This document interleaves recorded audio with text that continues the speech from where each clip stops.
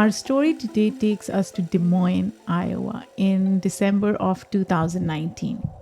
A 14-year-old girl named Natalia Miranda wakes up in a snowbank, scared and confused.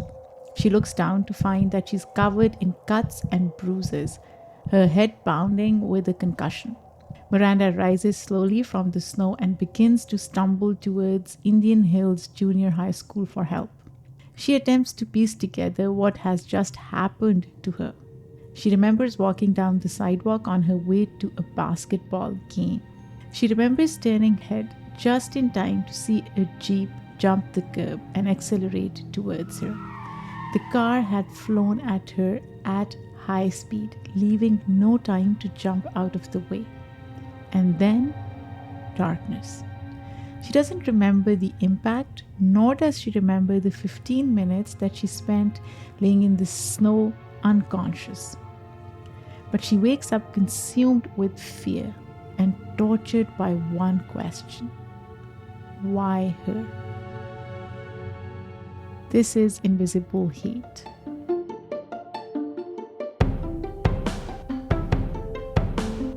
Hello listeners, welcome back to Invisible Hate. This is Saadia Khan. And I'm Asad Butt. Asad, how are you doing today?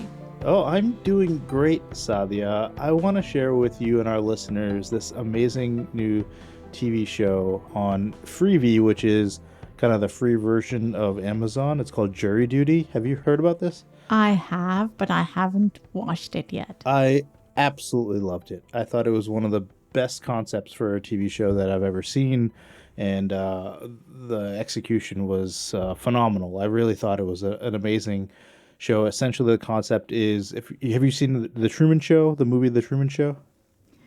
I don't think so, Asad. So, The Truman Show, for those that aren't aware, is essentially a movie about a person who's spent his entire life being captured by cameras, but he doesn't know that. He's in a reality show, the star of a reality show, but he's not aware of that. And Jury Duty kind of is the same concept. They do an entire trial where one person in the jury is a real person, and everybody else in the entire trial and in the jury, everybody else is an actor. They play out this entire 3-week trial with this person not knowing that it's a fake trial. It's just a really fascinating look. That's a fascinating story, Asad. How are you doing, Saadia? I am doing great. I have another food story for you. Oh, excellent. So I was at this super healthy place today. And since I had not eaten anything since morning, I was like, let me just get a bagel. And I kid you not, Asad, the bagel just tasted so bad. I feel like you have a lot of bagel stories. I have, but then there was this good bagel that I talked about a couple of weeks ago, and this was is bad a bad bagel. Okay. This is like all gluten-free and dairy-free bagel, and people who like that shit, good for them. Oh, man. But I felt as if I was eating my sunscreen. Oh, wow. Okay. Wait, it was the cream cheese or the bagel that was bad? It was, I think cream cheese was worse What kind than did you bagel. get? Like an onion bagel, plain bagel, multigrain? It was tomato and cheese. Tomato. I bagel. mean, that's the problem to start. Who gets a tomato and cheese bagel? I don't know, I said, but I was like, just give me dairy. I am fine having, dairy cream cheese. I cannot have non-dairy stuff. And I do understand some people have dietary restrictions and they have allergies, and my sympathies with them. But if you're not having it because you want to be healthy and cool, I don't know how you guys do it. Yeah. Don't do it. Don't do it. All right. I love it. So, do you want to get started then? Yeah, let's get started. So for those listeners who are joining us for the first time, Invisible Hate is a weekly true crime podcast in which Asad and I attempt to uncover the ugly truths behind various hate crimes, both recent and historical. That's right, Saadia. Many of the cases that we discuss involve crimes committed against minority groups. Our goal is to determine through a discussion of the nuances and complexities of these unfortunate situations whether or not these transgressions can be considered hate crimes. As will soon become clear, today's case fits many of the criteria for a hate crime, but we'll get into the specifics of that in a little bit. For now, let's simply start with the details of the case. Let's get started, Saadia. It is 3:30 in the afternoon, December 9th, 2019. A 42-year-old white woman named Nicole Poole Franklin drives her black Jeep Grand Cherokee down Creston Avenue in Des Moines, Iowa. Also on Creston Avenue walks a 12-year-old boy and his older sibling. Poole Franklin spots the pair and, believing them to be of Middle Eastern or African descent, drives up, over the curb, and towards the children, seeking to strike them with her car. At 3:54 p.m., she hits the 12-year-old boy, running over one of his legs and leaving him injured with cuts, bruises, and swelling. In the process, she almost hits the boy's sibling who is walking beside him but just misses. She then flees the scene, driving away from the shocked, injured boy and his sibling before she can be identified or apprehended. My goodness, Saadia, what a scary story. I mean, this is just wild to me. So this was a hit and run? Yes, Asad. Unfortunately, this was a hit and run. So wait, Saadia, I think you said that the original victim of the hit and run was a woman named Natalia Miranda. Where does she fit into this? Is this a different hit and run? Asad, unfortunately, Poole Franklin does not stop her violent acts with the 12-year-old boy. Natalia Miranda is her second hit and run victim. So yeah, both of them were hit by Poole Franklin. About 30 minutes after hitting the young boy, Poole Franklin is driving near Indian Hills Junior High School in Clive, Iowa, when she spots 14-year-old Natalia Miranda walking along the sidewalk. This time, Poole Franklin believes the girl to be Mexican, so she's making shit up in her mind. Yeah, sure, yeah. She's and targeting just people. as with the boy, this observation inspires violence. At 4:18 p.m., before Miranda can react, Poole Franklin drives over the curb and accelerates towards her, knocking her down into the snowbank, unconscious. Same thing that she did previously, Asad.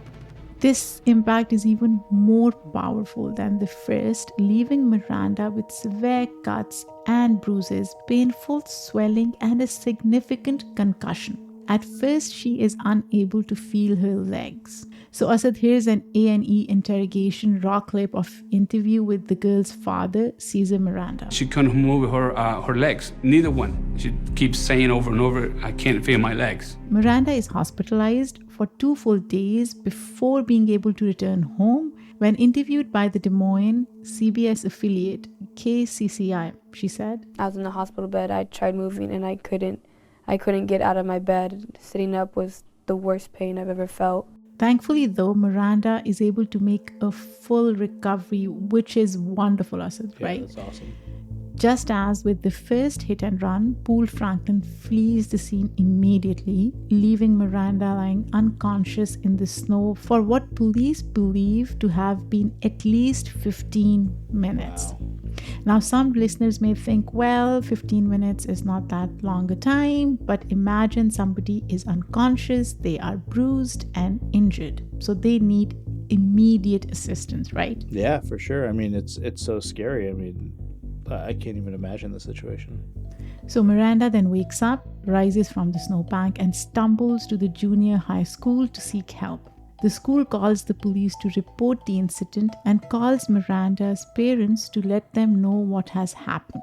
Asad, this is so scary. As I'm reading this, imagine as a parent getting that call. Oh, I mean, I think this is every parent's nightmare, right? Like the school calling you and saying that your daughter is in a state of distress, that she's been run over or bruised. I mean, I can't even imagine what it's like to be a parent and then rushing over to the school. I mean, And as every parent, or at least most parents would do, her parents come to the school immediately, finding their daughter in a state of distress. In an interview with KCCI, Miranda's father, Cesar Miranda, explains. When I got there, I saw her shaking, crying, scared.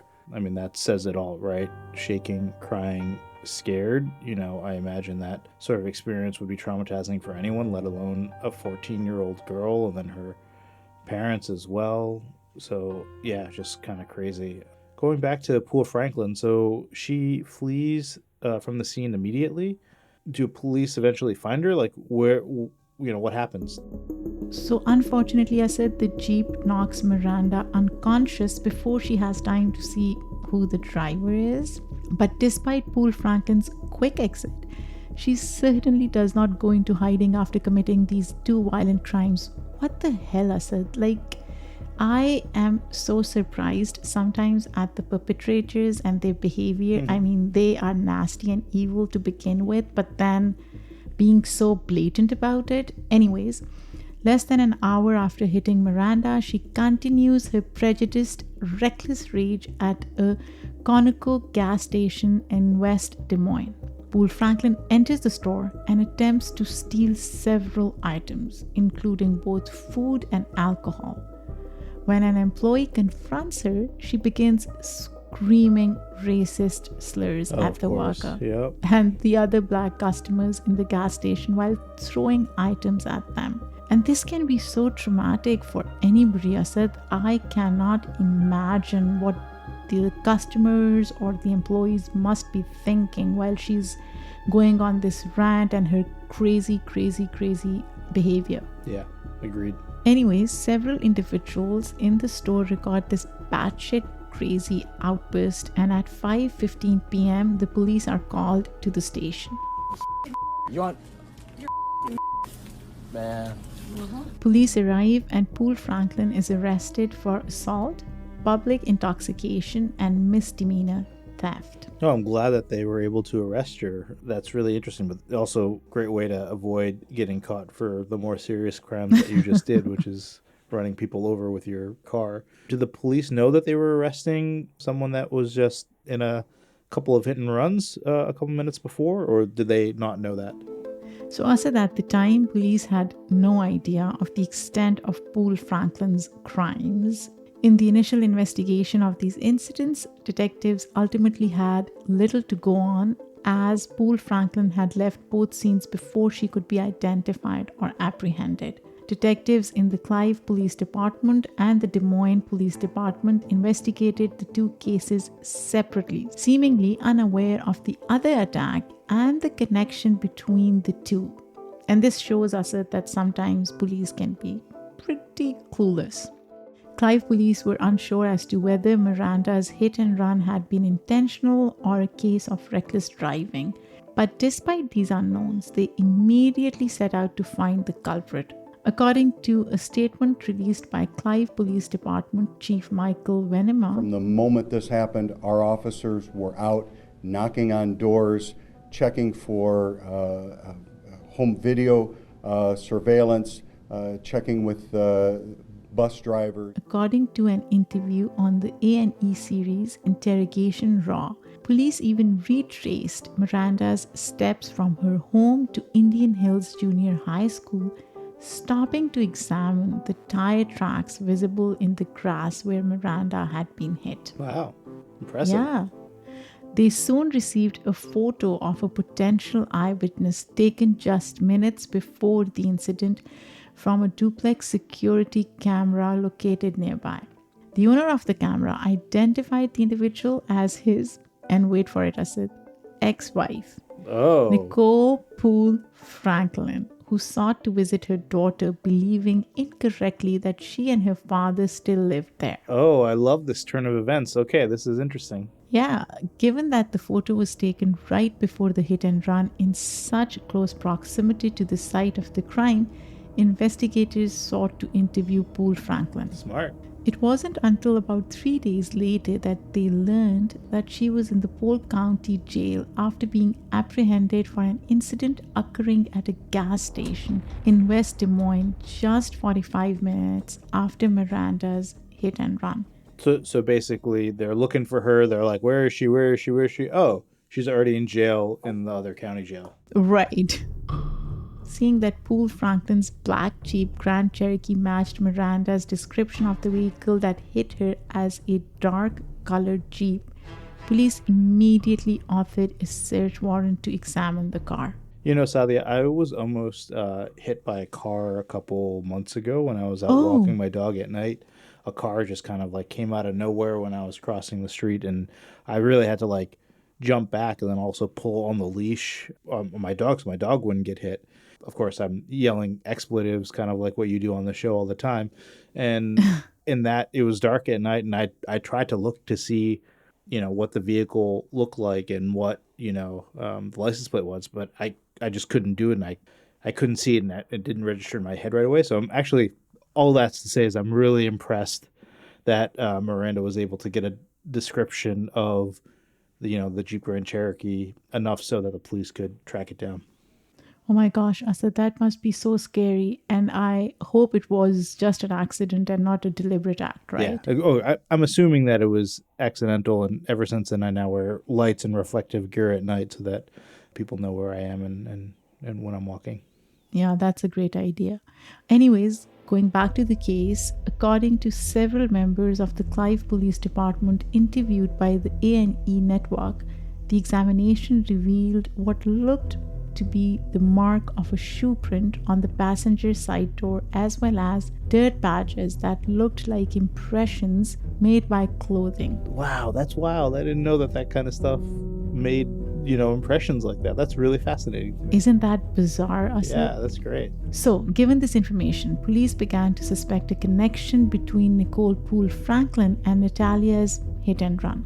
10 days after the attack, police called Poole Franklin, who was already in custody from her previous arrest, in for questioning. She immediately admitted to the crime, telling investigators that she ran over the girl because she believed that the girl was, and I quote, a Mexican. Oh, wow. There it is. Right. She then went on to make a series of derogatory statements about Latinos, saying that she was trying to take out my homes and just Okay. It's like taking over. What do you mean by taking over home? taking over our homes. And she was taking over the jobs. Okay. Poole Franklin even admitted to accelerating over the curb and towards Miranda in an attempt to injure or kill her. So Asad, she is admitting that she was intending to kill Miranda, not just injure her. Yeah, I mean, cars are deadly weapons. And so, yeah, of course, like if she's accelerating with the intent to hit someone, even if you don't intend to kill them, you're going to injure them and potentially murder them. Wow, crazy. And she is not remorseful at all, Asad, at least from the information that we have. Yeah. Now, obviously, it seems that she was bragging about it in a way, right? Shortly after this admission of guilt, investigators of the Clive Police Department learned from the Des Moines Police Department that they were investigating a very similar hit-and-run case of a 12-year-old boy occurring just minutes before the attack on Miranda. Police connected Poole Franklin to this transgression as well. Finally, Asad, finally it happened. So the police were able to connect the dots and talk to each other and figure out that these crimes were connected. And that's great. So, get this, Asad. According to court documents, Poole Franklin later told police that she had hit the boy because he is just like ISIS. Wow, what does that mean? Oh, so What does that mean? it look like someone who would be a member of ISIS, whatever that means. That's I fascinating. mean, she knows something that you and I don't. Yeah, that's true. Maybe she should be hired by the CIA or something, Asad. And then she goes on to say, he's not supposed to be there and he's going to take me out. Oh, wow. So, of course, the fear factor. That's crazy. So sad. Anyways, I said we are going to take a quick break, but when we come back, we'll be discussing both the victims and the perpetrator in greater depth.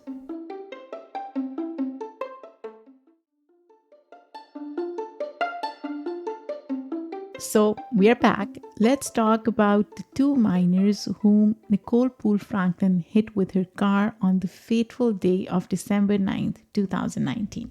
Ultimately, very little is known about either victim, and this is likely because both children are in fact minors, and as a result, their personal information has been highly protected and its release very selective and controlled. And I'm glad, Asad, I'm so glad that they did that. And this is especially true of the first victim, the 12-year-old boy. Do we know anything? Do we know his name, who he is, anything like that? Asad, we don't know his name. He remains nameless in all news reports covering the hit and run. Again, I assume that this has to do with his young age. Remember, he was only 12 years old when the crime was committed. So, when it comes to minors, many news outlets, on the basis of ethics, opt to require parental consent before releasing any personal information, which I think is great. And in terms of the courts, in this case, it appears that the judge left it up to the families to determine whether or not they wanted to release the names and details of their children, as the official court documents omit their names, referring to them only by age and gender.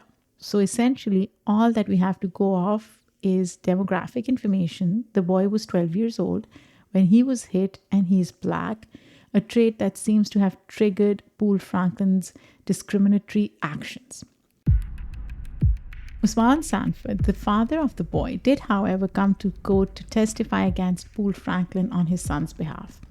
On the stand, he explained that his son had become aggressive and angry after the attack, claiming that the incident will likely affect his life going forward. How sad is that, Asad? Yeah, I mean, it's, of course, that's going to happen. This 12-year-old kid, like, you get run over by a car, of course that's going to affect you for the rest of your life. I mean, every time you cross the street, every time you're out for a walk, I mean, you're always going to be looking behind you. I mean, I wouldn't be surprised if he was, every time he hears a car, like, something triggers inside of him. I mean, it just, of course, that's going to have lasting impact. I hope he's getting the help that he needs to kind of overcome it. Clearly, little is known about the first victim, Saadia, but what about Natalia Miranda? Well, we know her name, which is a good start, but other than that, Asad, we still don't know all that much about her. Miranda lives in Clive, Iowa, with both of her parents and at least one brother. She is Latina, which seems to have angered Poole Franklin, just as with the young boy. Unlike the 12-year-old victim, though, Miranda and her family opted to be far more vocal about her unfortunate experience, agreeing to several interviews with news and media sources such as KCCI and A&E Network. Both Natalia Miranda and her father, Cesar Miranda, testified in court speaking out against Poole Franklin's violent discriminatory actions. According to NBC News, in her testimony, Miranda said, and I quote, "I'm sorry my skin color bothered you, but me and my people are never leaving," unquote. Good for her. Yeah, for sure. Caesar said that he forgives Poole Franklin, but the incident has caused him to lose faith in the United States for the time being. Again, Asad, this is so sad. It really breaks my heart to see what these people have gone through and how they are feeling, not just about the incident, but the broader society. Yeah. I mean, I think that this is like, this is what it comes down to. That something as simple as, walking outside and you're targeted because of what you look like, that's what's happening in this country, and, probably happens every day, and we just don't hear the stories of it. And so, yeah, there's no doubt that, Caesar is losing his faith in the U.S. because this stuff is still happening. It probably will happen to, him or members of his family again, maybe not as severe, but certainly being targeted for their skin. And that's really, really sad and the worst of what America does to its citizens. So tell me more about Nicole Poole Franklin, and how did she get to, this mental state of hers? Oh my gosh, Asad, we have a lot of information about Poole Franklin, and I am telling you, you'll be shocked. All right. So she is a troubled woman with a loaded history of mental health struggles. According to a memorandum released by her federal public defender, Joseph Harold, Poole Franklin's mental health was first examined after she attempted suicide for the first time at the age of 12. Since then, she's been diagnosed with schizoaffective disorder, depression, anxiety, and post-traumatic stress disorder, a result of being sexually abused by her adoptive grandfather as a young girl. So she's been through a lot as well, Asad. Yeah, it sounds like it. I mean, that's a lot. Since the age of 16, she has also struggled with substance abuse. turning to intoxicants such as alcohol, marijuana, methamphetamine, crack, and powder cocaine, opiates as a means of escape. According to the Des Moines Register, Poole Franklin's state public defender, Matthew Shealy, claimed that at the time of the hit-and-run attacks, Poole was not taking medication for her schizophrenia, as she was pregnant and worried that the prescription may harm her child. Wow.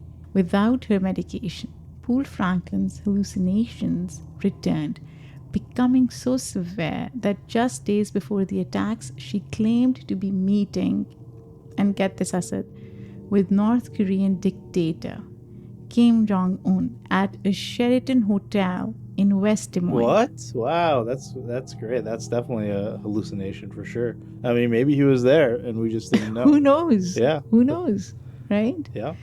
Her grasp on reality only slipped further when she once again began to self-medicate with substances such as meth, marijuana, and alcohol. According to Clive Police, just hours before the hit-and-run attacks, Poole Franklin had smoked meth. Oh my God, Asad. This is too much information to grasp. Yeah, Saadia, I think that all these facts are important for us to analyze as we kind of determine, Poole Franklin's kind of state of mind. I mean, she's been through a lot throughout her entire life, dealing with really severe mental issues and then obviously self-medicating and not taking the medication that she should be, or that was prescribed to her. And so, yeah, it's a lot to take in, and then to know that she had smoked meth just hours before the hit and run attacks. I mean, just can't do that. Sadly, it just seems like her struggles were just really exacerbated by environmental factors and unfortunate life circumstances throughout her entire life. You're absolutely right, Asad. She came from a broken home in which her single mother worked multiple jobs and moved the family around often, which can definitely have an impact on the kids, right? Adding to that, Poole Franklin consistently struggled with poverty and unstable housing, and later in life struggled with postpartum depression, divorce, and losing the rights to her child. And that, Asad, can be so devastating for any parent. Yeah, agreed. So given all of these circumstances, as well as her mental health struggles, Poole Franklin consistently ran into problems with the law beginning at the age of 18. These problems ranged from misdemeanor theft to tampering with a witness to assault and harassment. According to attorney Shealy, she had become entranced by conservative news outlets, many of which portrayed immigrants as destructive invaders. So, Asad, I am a destructive invader. Did you know that? I mean, that's why I'm doing this podcast with you, because I feel like you're just completely destructive and just invading my space. And yeah, 100%. Or if you didn't do this podcast with me, I would most likely destroy you, Asad. Anyways, he believes that had she not been in jail at the time of the January 6th attack on the Capitol, she would have participated in the uprising herself. All of these factors seem to have come together to create a troubled, angry woman full of prejudice and hate, so much so that she was willing to run over 2 children. I said, imagine 2 children who she deemed to be members of, and I quote, dangerous minority groups. Yeah, it's one thing. I mean, obviously, I don't condone this at all, but it's one thing to take your rage out on adults, but to take your rage out on 2 innocent children that you don't know, I mean, that's like a next level ridiculousness to me. I mean, just like bizarre behavior. I said I am almost tempted to call her evil, but then when I think about her mental health and her mental state, I almost have to stop myself. So I am very conflicted right now about how I feel about Poole Franklin. Yeah, I'm with you on that. So we are going to take another quick break, but when we return, we'll be discussing Poole Franklin's trial and whether or not these attacks can be considered hate crimes.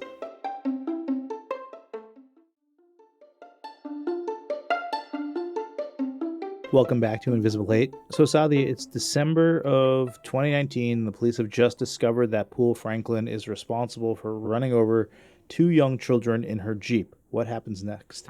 So, Asad, following her arrest, it becomes clear that Poole Franklin is in a state of mental disarray. She is hyperverbal and seems to be experiencing auditory hallucinations while in custody at the Polk County Jail.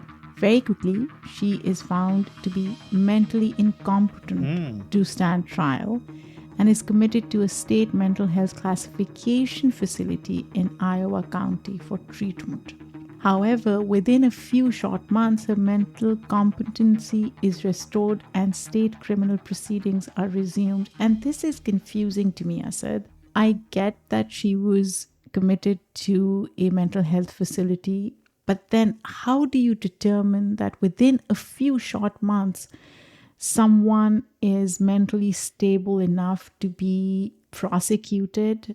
So I am a bit confused This is there. very confusing to me too, because essentially what you're saying is that so she was mentally competent when she ran over the 3 individuals, but then very quickly afterwards when she was arrested, she was found to be mentally incompetent to stand trial, and then a few months later her mental capacity was restored. And so that seems very often, I don't know how it's determined, but it seems like you can't just go back and forth with your mental capacity that quickly, maybe? I don't know. Right. And again, we are not experts, but it is confusing.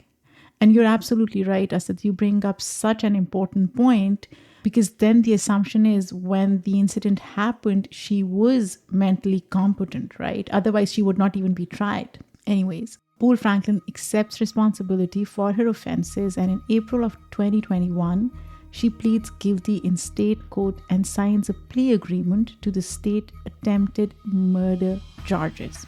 On May 28, 2021, she is sentenced to concurrent 25-year terms of imprisonment on these state charges. So she is sentenced. And that was state charges. What about the federal charges, Saadia? Yes, Poole Franklin must also deal with 2 federal hate crime charges, Asad.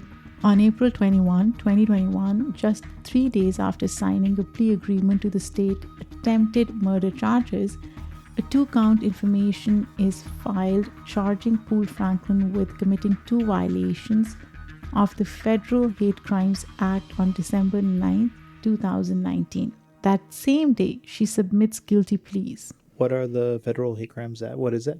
So, as the Federal Hate Crimes Act passed in 2011 states that whoever willfully causes bodily injury to any person or attempts to cause bodily injury to any person because of the actual or perceived race, color, religion, or national origin of any person shall be imprisoned for any term of years or for life, fined, or both, if the offense includes, unquote.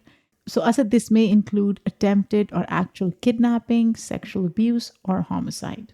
So, Saadia, just to be clear, it basically criminalizes hate crimes and outlines the punishment for those offenses, right? So Right. what does Poole Franklin's plea agreement consist of? So, Poole Franklin's plea agreement, written by her federal public defense attorney Joseph Harold, recommends that a sentence of no more than 324 months of imprisonment be imposed and that this sentence be served concurrently with her state sentence. This is confusing, Asad, but let me clarify it more for our listeners. Harold essentially argues that Poole Franklin's severe mental health issues, substance abuse, and unfortunate life circumstances contributed significantly to her actions on December 9, 2019, and her sentence should therefore be reduced from the suggested 360 months to no more than 324 months. Yeah, Saadia, I don't disagree with that. And so, yeah, that makes sense. Does the court accept this argument? Ultimately, the court accepts the terms of the plea agreement, Asad, and on August 19, 2021, Poole Franklin is sentenced by U.S. District Judge Stephanie M. Rose to 304 months in federal prison. That is 25 years and 4 months. Just as the plea agreement requested, Poole Franklin will serve these sentences concurrently to one another and to the sentence imposed in the related state court case. So, okay, wow. So the two charges of attempted homicide and the two charges of federal hate crimes culminate with one 25-year sentence. That's pretty serious, for sure. So, Saadia, do we want to, now that we understand the facts of the case, do we want to talk about whether or not this is a hate crime? Yeah, Asad, absolutely. So, what do you think? To me, the simple answer seems to be yes, as the court officially deemed Poole Franklin's actions as hate crimes, sentencing her on 2 federal hate crime charges, right? It seems pretty simple. And her actions seem to have been clearly racially motivated, as she claims to have hit the boy because she believed him to be of what, Middle Eastern origin, and to have hit the girl because she believed her to be Mexican. So that's pretty simple, Asad, right? I think that's true. Yep. But Asad, there are so many other factors that we have to consider, right? Poole Franklin's mental state, her upbringing, the situation that she was in, not having a job, no home, her kid being taken away from her. She was suffering from schizophrenia. She was having hallucinations.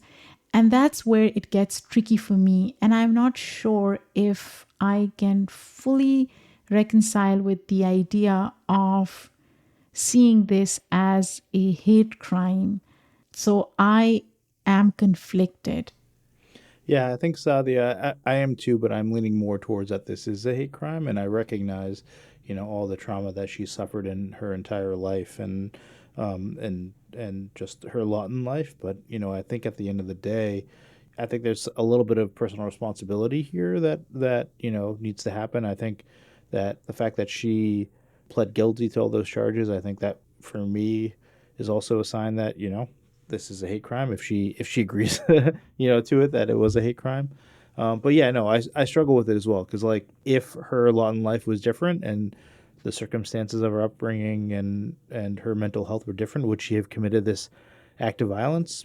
I think you could argue she probably wouldn't have, right? Yeah. But I think at the end of the day, like, it's just the crimes were so egregious and so random and so clearly driven by hate that I think I have to lean towards this was a hate crime. Right. Again, I said we Agree to can disagree? agree to disagree.